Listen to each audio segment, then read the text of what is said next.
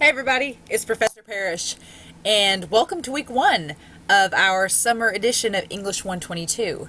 So before I start, if you've not watched the introduction video, make sure to just pause this one, go back onto my YouTube page, and watch the week 1 introduction video for English 122.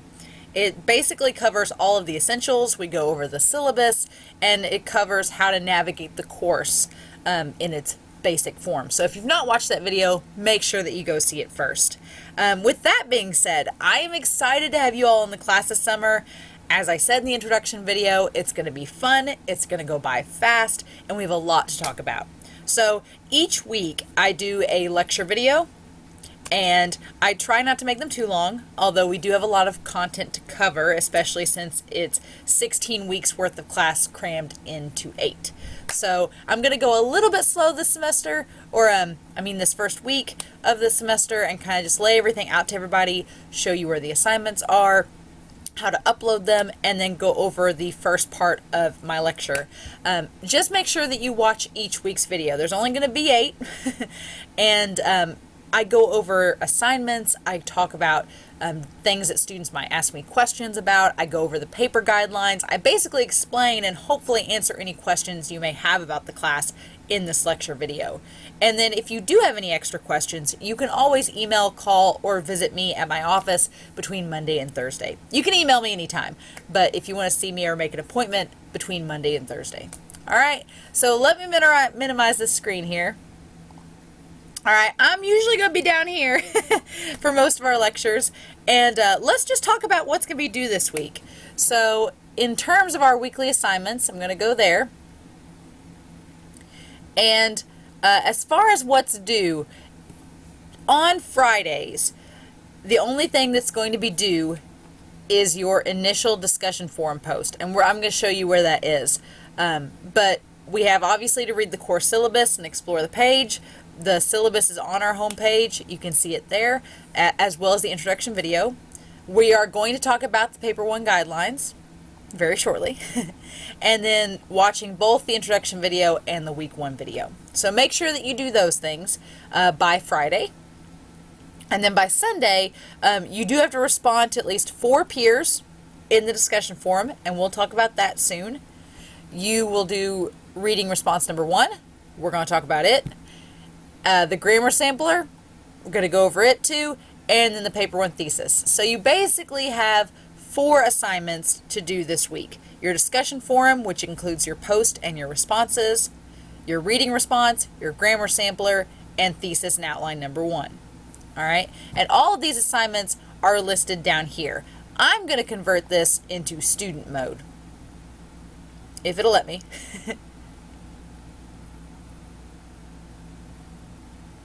Oh, okay. I'm going to have to switch back. You all will be able to see basically the same thing I am. It just won't show you when I go back to it. Let me get on here. It's not going to let you see that there are 28 in the class. It's not going to show you that, okay? But it shows me because I'm the instructor. So as far as assignments go, let's look at discussion forum for week 1. The week 1 discussion forum is typically just an introduction. It's just an icebreaker. I kind of give the rules to the forum right here, how points are calculated. The posts are due by Friday night, but if you post Saturday or Sunday of that week, I will still accept that post. You'll just have a 5-point deduction on it, all right? So right now, for this week, I just want you to explain a little bit about yourself, what your major is, why are you in this class, why are you taking it online in the summer, why are you at SIC? Do you have plans after SIC? Just to kind of break the ice and get to know each other. And then the second, I'd like you to choose a book, a TV show, or a movie, since movies do start out as screenplays, and then explain which of the elements of fiction you think the story uses best and which it uses least effective and why. So if, for example, I picked Sailor Moon. I'm a big 90s cartoon junkie. I would say Sailor Moon uses the characters as the strongest attribute or element of fiction. And I would say the least effective is probably plot, because sometimes it's confusing or doesn't make sense.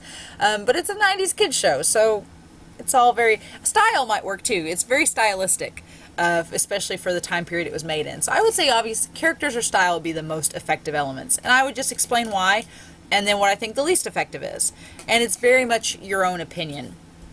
So this discussion forum kind of works as a dialogue, a way for us to talk back and forth to each other. You'll notice that I don't include in here how long the post should be. As an instructor, I don't like giving a numerical value to that, because I feel like as soon as I say whatever that number is, that's what everybody's going to strive for, and nobody's really going to work to go over that.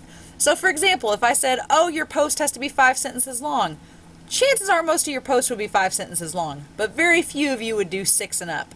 So I don't do that.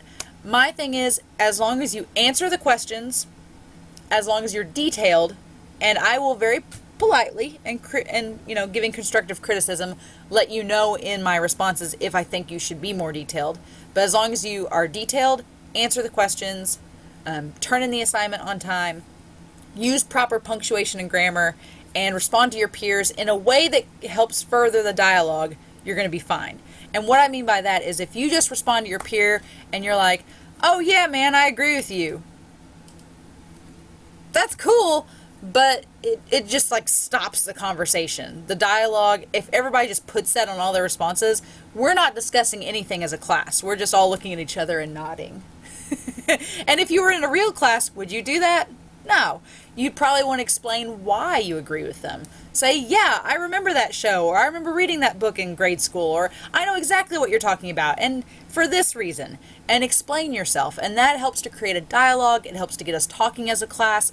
I will read every post that is posted in this discussion forum. And I try my best to answer everyone's post each week. So I'll be seeing what you all write and what you all, converse with each other. But as long as you're respectful and you help to further the conversation in this class, then I want us to have a lot of fun with these discussion forum posts. And I try to make them entertaining and have some kind of interesting conversations within our prompts. So that's the discussion forum. The other assignments we have, I'm going to go with the most basic one, which is our grammar sampler. It is just a review of grammar. I know most of you are coming from 121 at various times. So let me go down here to this. Basically, it's due Sunday night, and the grammar sampler is just a sampling of various types of grammar to see where we're at in terms of being a class, to see if there's anything if I need to focus on any grammar in this class, or if we're all good. So there's some things with apostrophes, questions with quotation marks, some semicolon and comma review, examining proper tenses, prepositions and commas, choosing correct verbs and conjunctions, just some basic grammar things. All right, and all you have to do is download this file, and then you can go through, and if I actually go to home here, like if I say whatever I think the answer is, I can just highlight it. Ta-da! I can just double click on it, and I can select it and highlight it in whatever color I want, and then I'll save the file and upload it. Okay?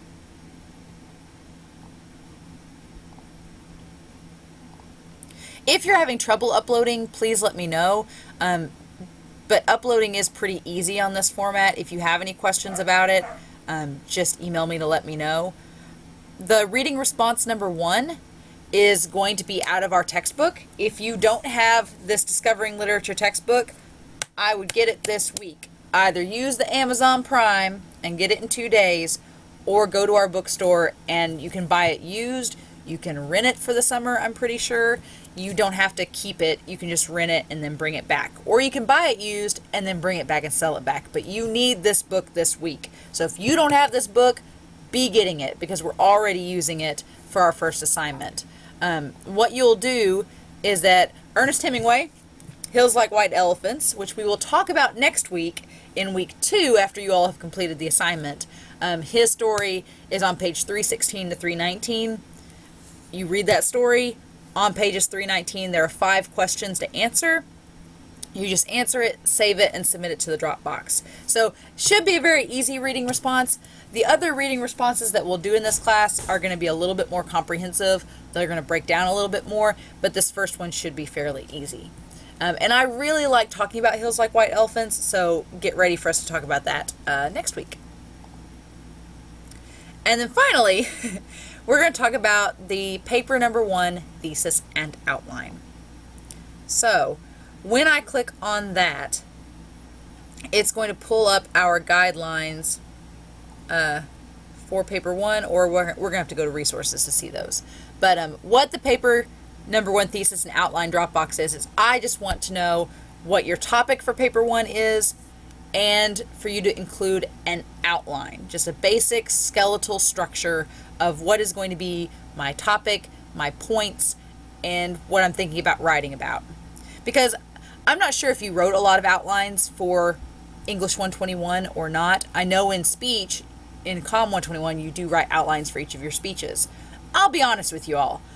When I was in college, the first few years of college, I hated outlines. I'm an English major, so I don't have as much trouble writing papers as some students. It just kind of comes naturally to me. So I could sit down at my computer, chuck out a draft in 2 hours, and call it good. And for a while, that worked for me because I feel like I'm a strong writer.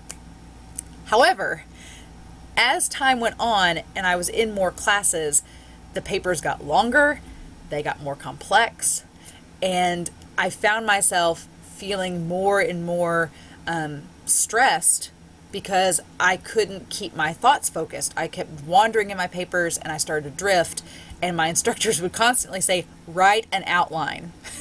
And so finally I sat down and did, and it is really helpful.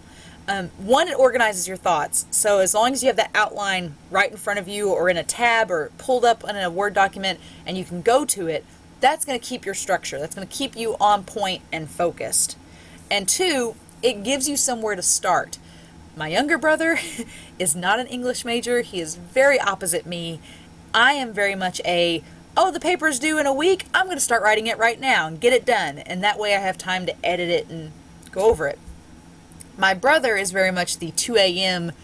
deadline writer, where he starts in at like 11 o'clock at night, the night before it's due, and he's like, all right, let's see what happens.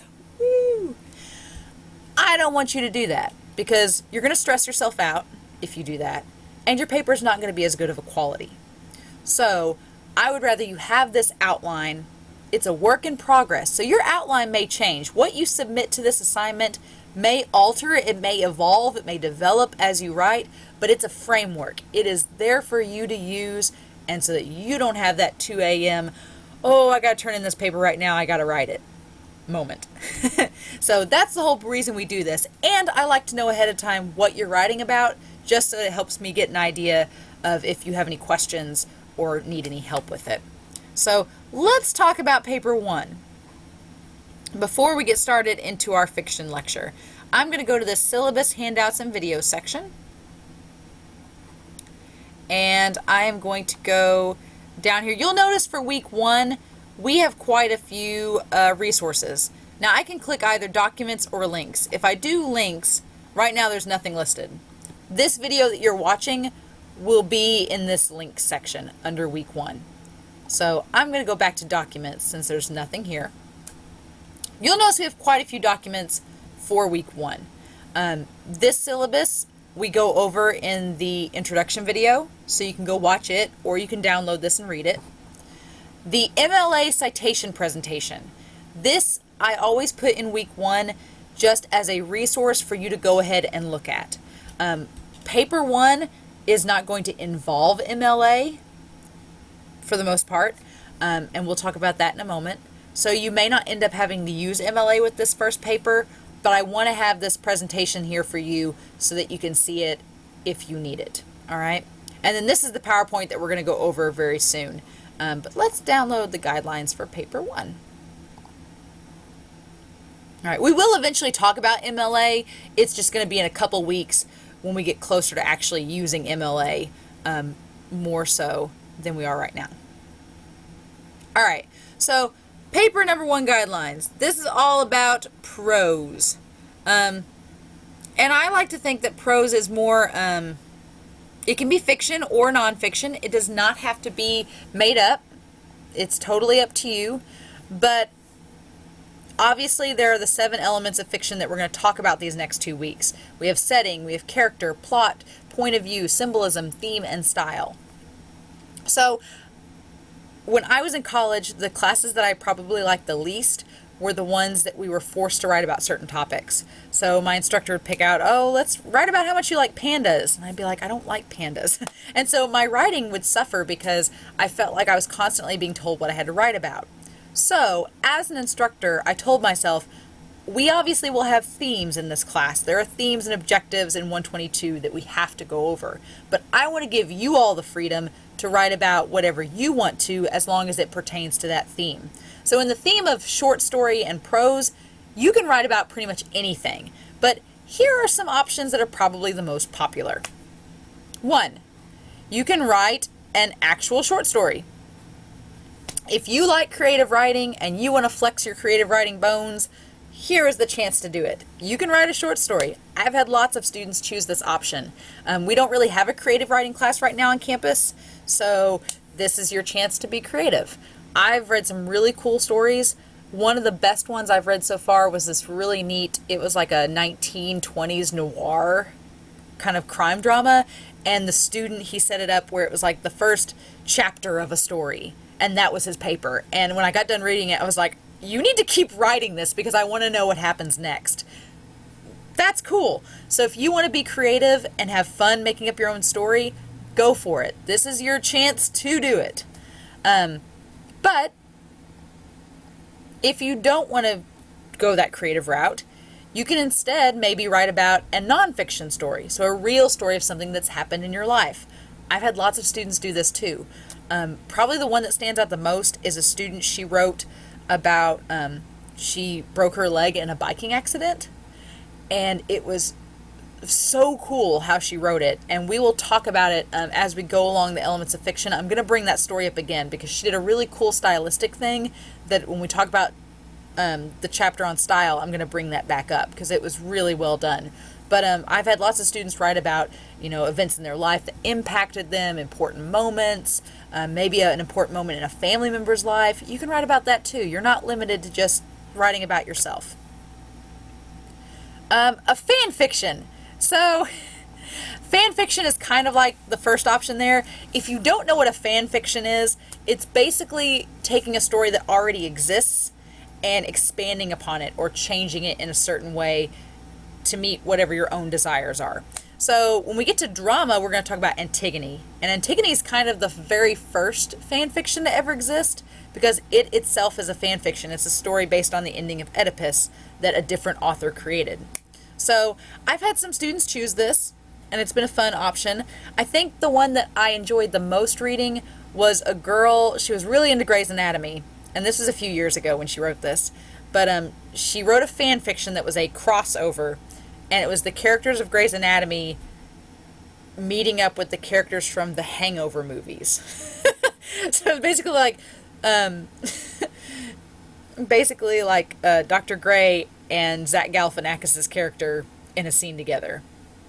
It was really creative and it was fun, and you could tell that she had a lot of fun writing it, and she used the various elements of fiction here to kind of blend everything together. So if you like that sort of thing, if you know what fan fiction is and you're like, I would love to write a fan fiction, you can do that for this paper. But finally, if you are like Minnie and you're like, I don't want to write anything creative, I don't want to talk about my life, I don't know what fan fiction is, then we have this final option, and that is to write an analysis on a story that already exists, whether it's nonfiction or fiction. So this is not a book report. Book reports are my least favorite genres. Don't like book reports. This is an analysis. So you are analyzing the story and showing how it uses these elements of fiction, whether it uses them well or uses them maybe ineffectively.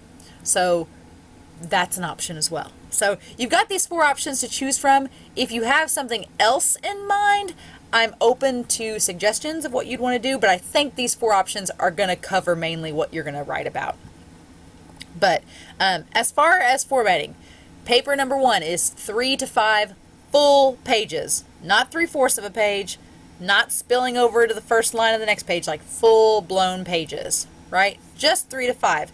And you can go over. I've had students that did the first option here easily write like an 8 to 10 page paper, which was awesome. You can go over that 3 to 5. As long as you're meeting the minimum, that's all I ask.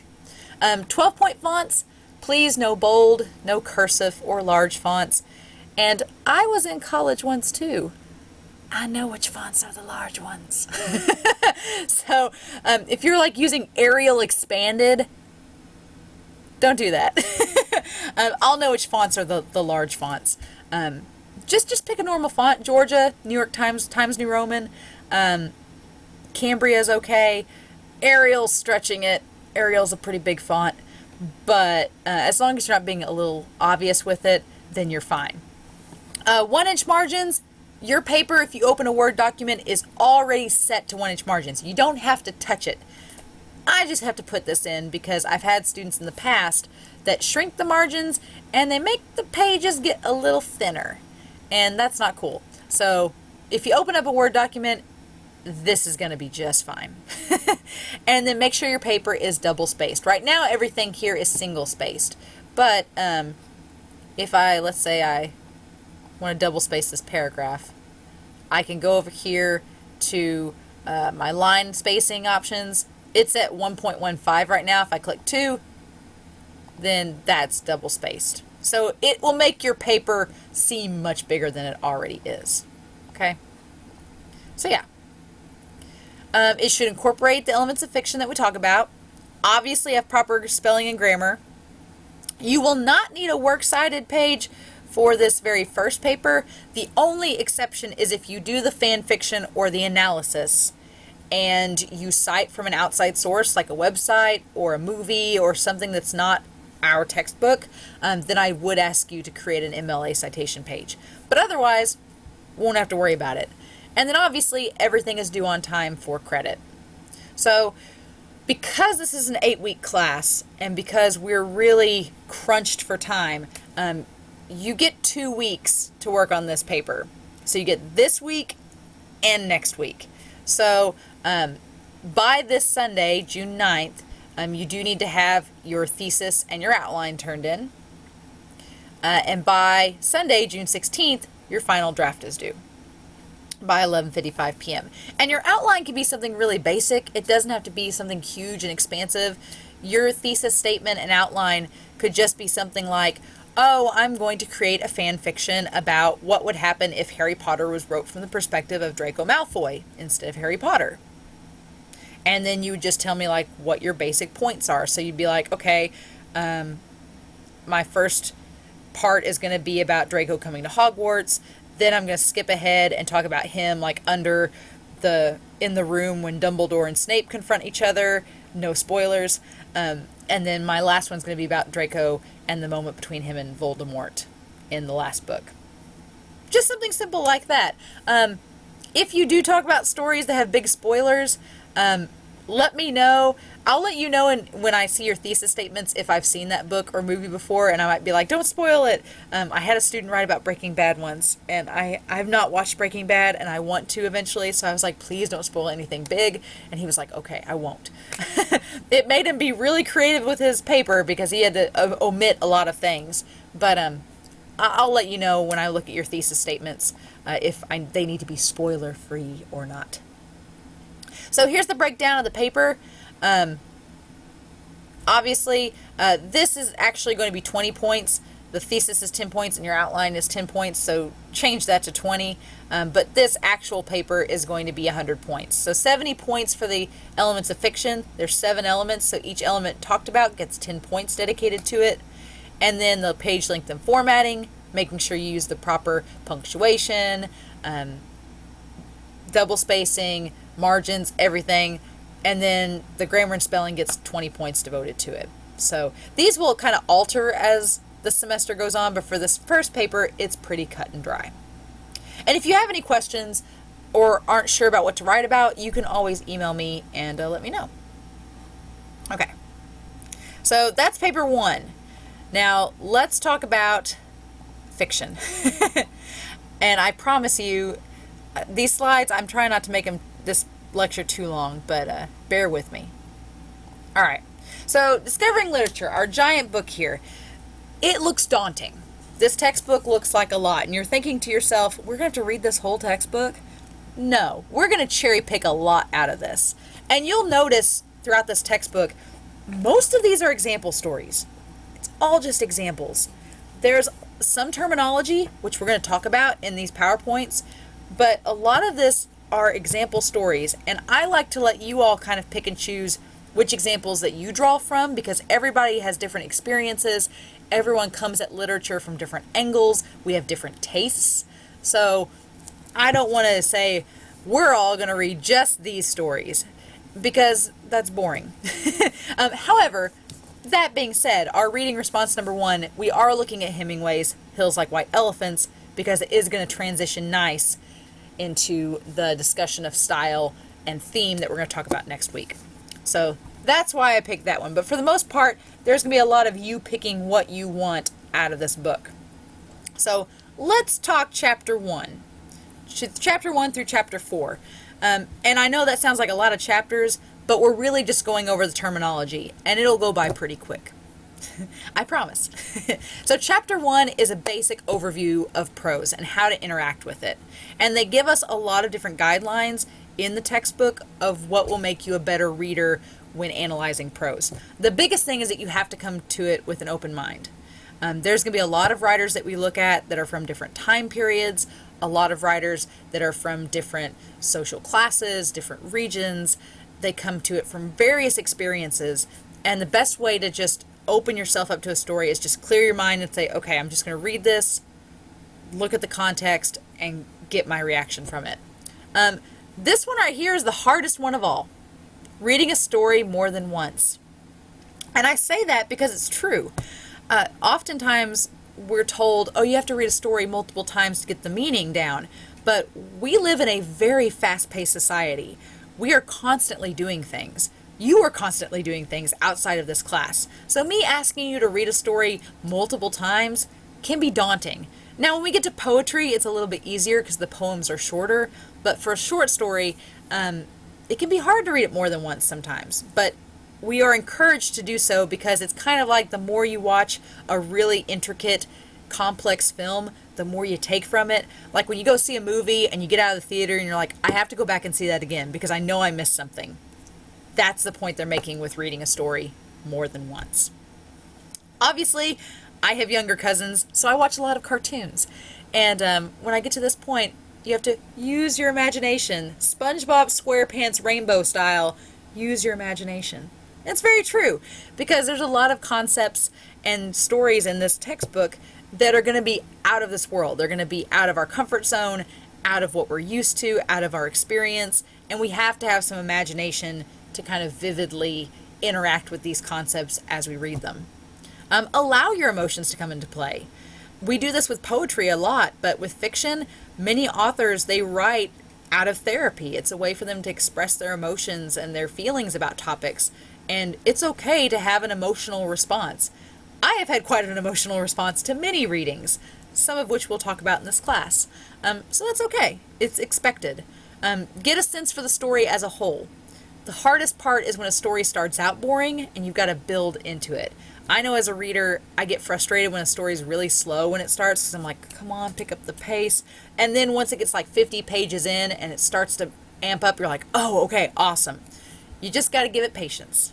Luckily, the stories that we're going to look at for fiction and nonfiction in this book are short stories. So not a lot of investment required. Think about your reactions. Why do we react to things the way that we do? Why do we feel certain ways about characters, about motivations? There's always, in a good story, there's always a character that we connect with. Why is that? And that says something about ourselves, perhaps. For example, I'm a huge Harry Potter fan, and a 6th grade teacher that I used to sub for, she made her whole room Harry Potter themed. And then she split the class up into houses, which was adorable. But there was this boy who did not read Harry Potter, and he was sorted in Slytherin based on his personality. And if you've read Harry Potter, Slytherins are cunning. They often get a bad rap as being mischievous troublemakers. And he was like, why am I in Slytherin? And all of his classmates are like, you are such a Slytherin. And it was really cute. But he had that reaction. He's like, well, I don't know if I connect with this. And so it was a cute example. And then talk with your other readers. Luckily, our discussion forum will do just that. So that part we will have covered. But all of these are just suggestions to make the reading experience more vivid. These are the 7 elements of fiction. Setting. Where are we, but also when are we? I think people forget time is also an element of setting. Not only the place and the location, but the time period as well. 2, characters. Who's the story involved? And it doesn't have to be just humans. It can be animals. If you're a Disney junkie, it can be Brave Little Toaster or Toy's Story. It can involve nature. It can be a variety of things. 3, the plot. What happens? The plot can be as simple as you want or as complex. It's probably one of the elements that varies the most, or can effectively vary the most. 4, point of view. Who is telling the story? And this is where we talk about narrators, we talk about how the story is set up, we talk about tenses, things like that. 5 is symbol. So what has extra meaning in a story? A good story has some symbolism, even if it's minute. 6, theme. Does the story make you think about anything, and what is its purpose? Why did the author write this story? And 7 is style. How does the author use language, and how is the way they construct the story important for the reader? Those are our 7 elements of fiction. A good story will have all of them in a nice, balanced way. So, starting out with character and setting. Chapter 1 overviews these in certain ways. They talk to us about the narrator being the person that tells the story, and when we get into point of view, we'll explore more with that. Also, dialogue. Stories don't have to have dialogue, but it is a very nice way of world building, not only between characters, but from the audience to the character as well. This is the verbal exchange between characters. I've got a little example dialogue right here, and there's some little indicators here to kind of give us a sense of what people's faces look like or their attitudes as they say these things. I will tell you, my creative writing instructor in college, she gave us a challenge for one of our assignments. We had to go to the local coffee shop that was right next to campus, and our assignment was to sit in that coffee shop for 30 minutes and eavesdrop on a conversation.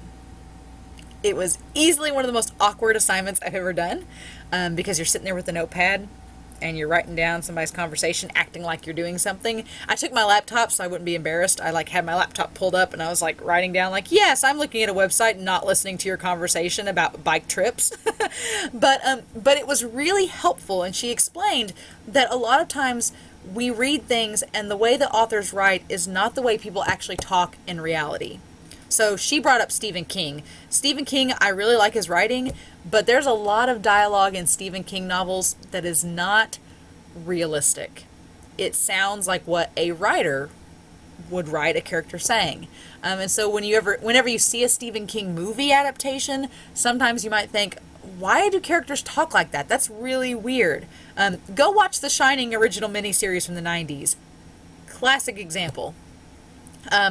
But the point is that a lot of Stephen King's writing isn't as natural as it could be. And sitting in that coffee shop and listening to these two people have a conversation, you instantly pick up how choppy conversation is, how choppy dialogue can be, and how it doesn't always have proper grammar or proper articulation. It can clip words and use conjunctions, and it's okay. It's fine. Or contractions, rather. So this is just an example, but I challenge you, go to your nearest Hardee's or McDonald's or Sonic or mall or anywhere and listen to dialogue for 5 minutes and think to yourself, okay, is this how people really talk? Oh. All right. Suspense is an overview of plot and point. Suspense is the way that we hold readers' attention through mystery and intrigue. And then obviously we have point of view, which, as our textbook says on page 37, is through whose eyes are we looking at the world? They pose that question to us. Now, typically there are 3 types of point of view. First and third are the most popular. First is looking at things through our perspective. So we use pronouns such as me or I to describe how things are accomplished. Third person is looking at someone else, like he or she, kind of like a fly on the wall. So first person, you can think of the Hunger Games. Katniss's point of view. Third person, Harry Potter, looks at Ron, Hermione, and Harry and how they do things. Second person is the least used of the three, which is kind of funny since it's the second person, not third. But it uses the you pronoun. You do things. And if you've ever tried to write in second person, it's actually quite hard because it puts your reader in the position of the character. And that can be uncomfortable based on what that character does in the story. So, for example, Chuck Palahniuk, he wrote Fight Club. If you've ever seen the movie Fight Club or read the book, he writes a lot of like weird, horrific, just kind of surreal stories. But he likes to use second person. And there's a lot of his stories I've read from him that it's uncomfortable because he's describing what the character is doing and the character's you. And so you're kind of like, oh, that's not me. I don't like that. And so it's hard to write. It's hard to read. But that's why second person is the least used of the three types of point of view. Symbolism, meaning beyond itself. This can be through colors, through names, through mythology, etc.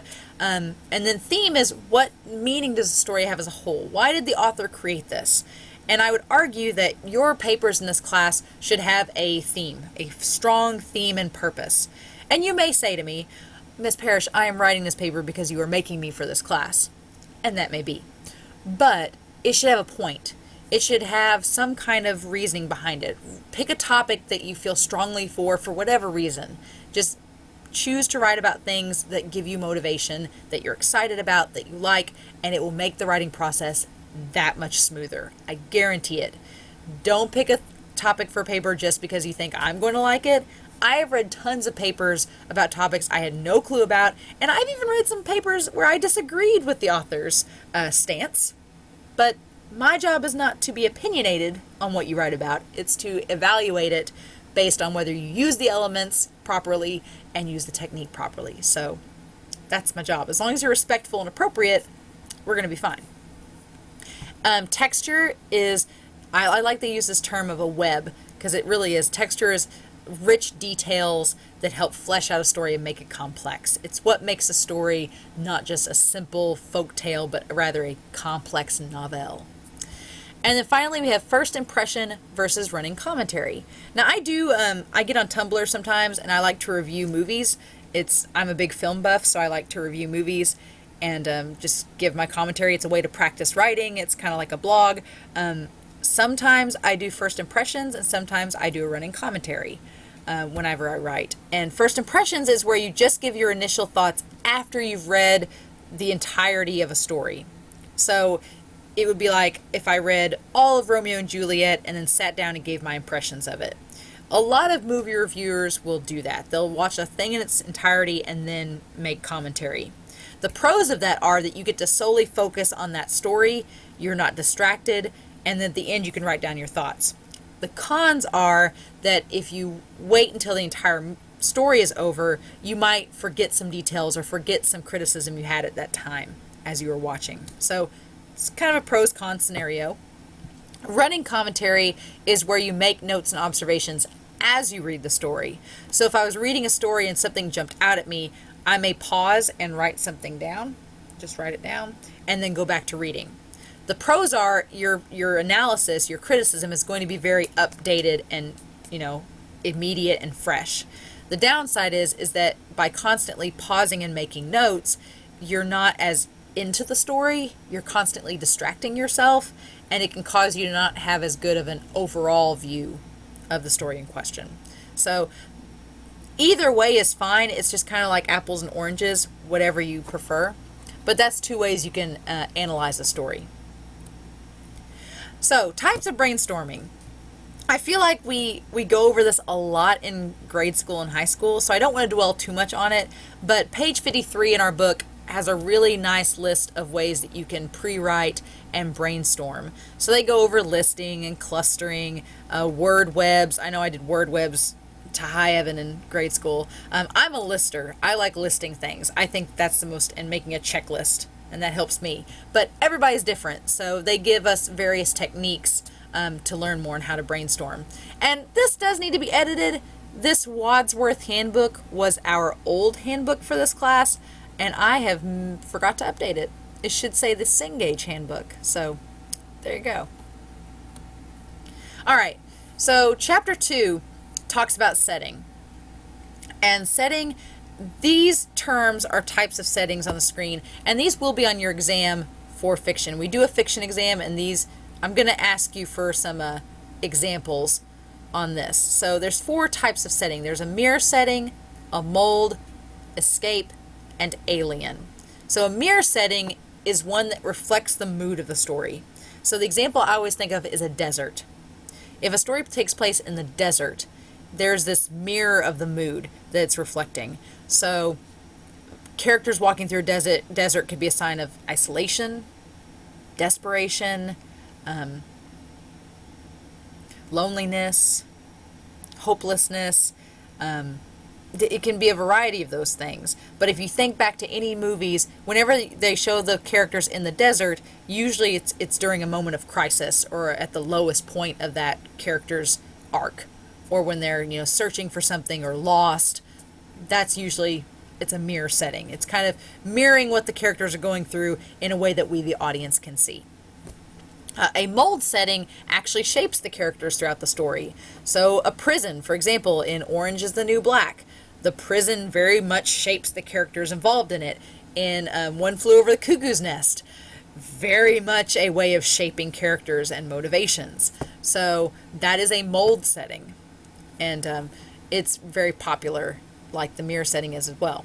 Escape setting is a little bit less common than the 2 above it, and that's settings that take us to imaginary or dreamlike places. So Alice in Wonderland, for example, is an escape setting. I would argue that any movie that goes like to an island vacation or an island far away from civilization, that's an escape setting, because you're getting out of the ordinary and going to somewhere new. And speaking of somewhere new, that leads us to our final setting, which is the alien setting.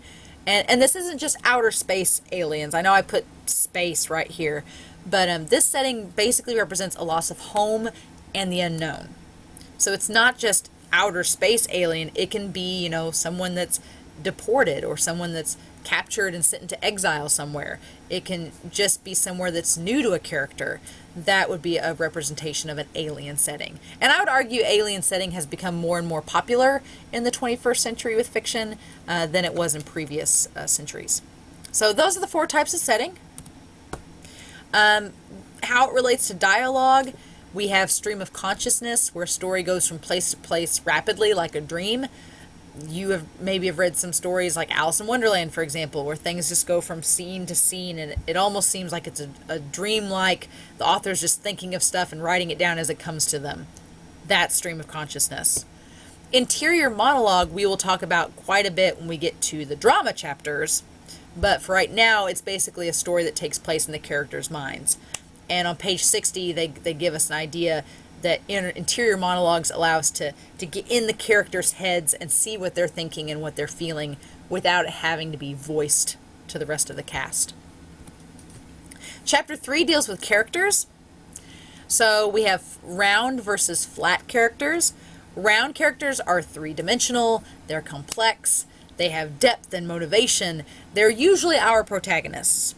They're the characters where we are with the longest and we have the most interactions with. So it makes sense that we learn about them and get to understand their character as a whole. Flat characters are just background characters. They're one note, they're generalized, they don't really have any depth to them. I think of the townspeople in Beauty and the Beast in the animated film, where they're just like, she has that song at the beginning of the movie where she's like, this poor provincial town, and all these town folks are like, bonjour, and that's like literally all they do. They're just there to say hello to Belle and get in her way. and those are flat characters. Whereas Belle and the Beast, we get to learn more about them, their motivations. They're very rounded characters. Even Gaston, to a point, is a rounded character, even though he's not the protagonist. An initiation is a rite of passage that takes a character from one point of the story to the next point. So usually an initiation is just a moment that kickstarts the character's journey, basically. And it can vary from story to story on how that happens. Something else that can vary is the character's persona. And this is actually used quite a bit in literature. And that is a hidden personality, a mask, if you will, that a character wears to hide who they really are. I'd say Frozen's Hans character is the most obvious example of persona, where he's this great guy and then at the end you're like, oh no, wait, he's a jerk. And a lot of characters and stories are like that. It's the big twist and reveal that they're actually the bad guy. That's usually how persona works. But it can work the opposite effect too, where a character may seem all tough and bad, and then in the end you find out, oh no, they're actually really nice. So it can kind of go both ways. Minimalist is a very simple, where characters only have essential traits. And that's it. They only have minimal character, and then the rest of the story is more important. So, for example, and I'm on a Disney kick with this lecture, but the Paperboy that has a little airplane that flies around, the guy and the girl are like chasing after it and they fall in love. Their characters are very minimal. There's not really any depth to them. They're very minimalistic in their design. So, chapter 4 is about the plot. And I want to use this example because I really like it. So, exposition is when an author uses a character to explain what's going on in the story. This is very useful if a story doesn't occur in the modern day, if it occurs in the past where there are technological differences, or if the story involves any kind of mystical elements that are out of the ordinary. The audience needs to know about these things. So the author's job is to find a way to implant that information without just coming out and saying, once upon a time, this happened. Because that's boring, it's overdone. So it becomes a challenge for writers to find a clever way to insert that information and also give us details about the characters as it goes along. This example that I'm about to show you is probably my favorite example of exposition for a number of reasons. So we're going to watch it, and I want you to pay attention to not only what is being said, but also what is happening with the dialogue and with the characters and what we find out about them. All right? And spoilers if you've not seen this movie, but if you haven't, you should.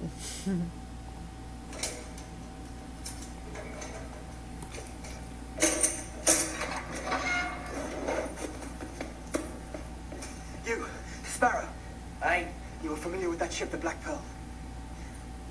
I've heard of it. Where does it make berth? Where does it make berth? Have you not heard the story? Captain Barbosa and his crew of miscreants sail from the dreaded Isla de Muerta. It's an island that cannot be found except by those who already know where it is. The ship's real enough. Therefore, its anchorage must be a real place. Where is it? Why ask me? Because you're a pirate. And you want to turn bow yourself, is that it? Never. They took Miss Swan. Oh, so it is that you found a girl. I see. Well, if you're intending to brave all, hasten to her rescue and so win fair lady's heart, you'll have to do it alone, mate. I see no profit in it for me. I can get you out of here. How's that? The keys run off. I helped build these cells. These are half-pin barrel hinges. With the right leverage and the proper application of strength, the door will lift free. What's your name? Will Turner. That would be short for William, I imagine. Good strong name. No doubt name for your father, eh? Yes. Well, Mr. Turner, I've changed my mind. If you spring me from this cell, I swear on pain of death, I shall take you to the Black Pearl and your bonny lass. Do we have an accord? Agreed. Agreed. Get me out. Hurry! Someone will have heard that. Not my affair. Okay, so I really like this in terms of exposition, and I will tell you all why. First of all, we learned so many things right off the bat. One, we see that Jack is trying to pickpocket his way out of his cell, says something about his character, and he's even using a bone to do it, which is also saying something about his character, that doesn't bother him, that he's clearly experienced worse as a pirate. We learn about Will Turner's character. He clearly is a person of honor, as we'll see earlier, or seems to be. And this conversation that they have right now is basically explaining a mystical, cursed pirate ship that's from an island that cannot be found except by people who know where it is, and establishing, as Will says, the ship's real, so everything about it has to be real too. So it's establishing that there's a supernatural element in the real world. And Jack here establishes that he's a pirate. What does he get by helping Will? Why would Will help him? Are you going to be a pirate? And Will's like, no, I hate pirates, which you can discern from his dialogue. But he describes there's a girl he wants to rescue. So Jack's like, gotcha. And then Will explains here how he can get Jack out of the cell, which leads to, if you read this story on paper, it will lead Jack to have an expression of knowing something. Like, something reminds him of something else. And so seeing Will make this conversation about how to break free from the prison gets him to think about, are you related to this person? Because I might secretly know this person you're related to. Will says yes, and you can tell by Johnny Depp's facial expressions in this scene as Jack Sparrow, the wheels are turning in his head. And if we read this on paper, it would show you that he instantly connects the dots on something. That sets us up as the readers to say, okay, well, does he know Will's dad? We find out earlier on in the film that Will's dad is dead, so is there a connection there?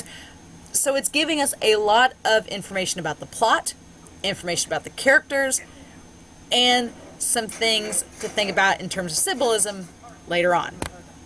It does a lot of things in this short 2 minutes, and I really like it for that, especially when you watch the film as a whole.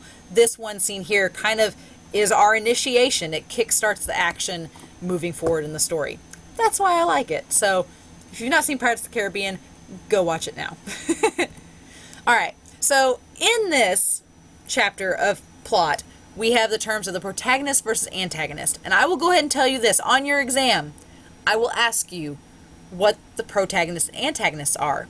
One of your options to choose from is going to be good guy versus bad guy. That is not the answer. Because, and as a lot of modern stories point out, your protagonist is just the main character. They don't have to be good or bad. They can be anti-heroes, they can be villains, they can be, good people. It's just the main character. The antagonist is just the character that keeps the protagonist from their goal, or is trying to keep them from their goal. The antagonist can be nature. The antagonist can be a good person. Look at the film Megamind. Megamind's the villain and he's the main character and the protagonist. The hero of the story is the antagonist. So as long as you have the main character and the one trying to prevent them from accomplishing their goals, you got it. External conflict and internal conflict, you'll notice these are a lot of comparisons on this slide. External are conflicts happening in the world of the story, whereas internal are things happening inside the characters themselves. Loose narrative. Loose narrative are events that have no clear structure and can meander. So I think of a TV show when I think of a loose structure. Yeah, there might be like a plot point, but it can meander. Napoleon Dynamite is a great example of a loose narrative. If you've never seen Napoleon Dynamite, 2004 film, it's very loose. There's not really a big plot. I mean, there's some threads. There's a few side stories here and there, but it's very loose. It just kind of meanders from scene to scene. A tight narrative goes from cause to effect, from point to point, constantly. It stays focused, stays on track. So whereas Napoleon Dynamite can meander around and not really have a point, on the other hand, you could look at something like Inception that goes from cause to effect, from this to this to this. There is a trajectory. The John Wick films have a trajectory. There's a cause, there's an effect of that, and it just follows that same pattern.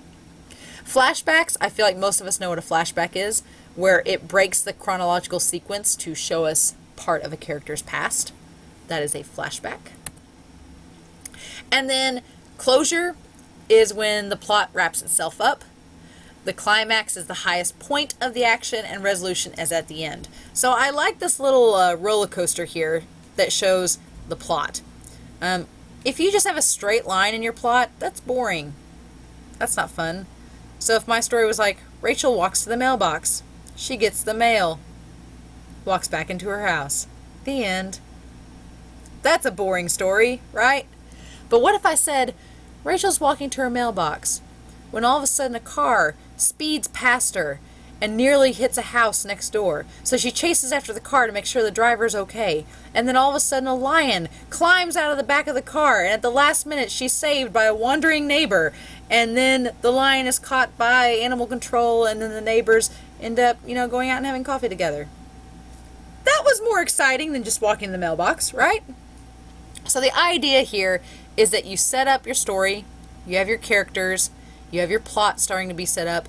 There's this inciting incident, something happens, and then there's the rising action, the climax, and then the falling action to the resolution. Now, most times, your climax is going to hit here, your resolution is going to hit right about here, halfway down, because this indicates a very long ending. So, Lord of the Rings, for example, if you saw Lord of the Rings Return of the King, there's like 3 endings of that movie, and it has a very long falling action to resolution. So you want your action to build, have a climax, and then kind of resolve itself. Right?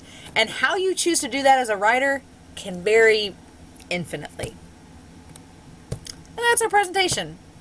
Chapters 1 through 4. And I told myself I would try to get done in under an hour, and here we are. So, thank you all for watching this very first week lecture video. They will not all be this long, but just brace yourselves. Give yourself plenty of time to watch this video all the way through each week. If you have any questions, please let me know. Next week, we'll talk about Hemingway, we'll talk about the rest of the fiction chapters, and we'll go over the assignments that are due in week 2. If you have any questions, you can always email me, you can call me. I'm at my office Monday through Thursday from 8 to 4:30 p.m. You might want to email ahead just to make sure I'm not meeting with a student. But otherwise, have a great week. Welcome to summer classes, and I'm so excited to read your discussion forum posts and share this experience with you this summer. Have an awesome week, and I'll see you all soon.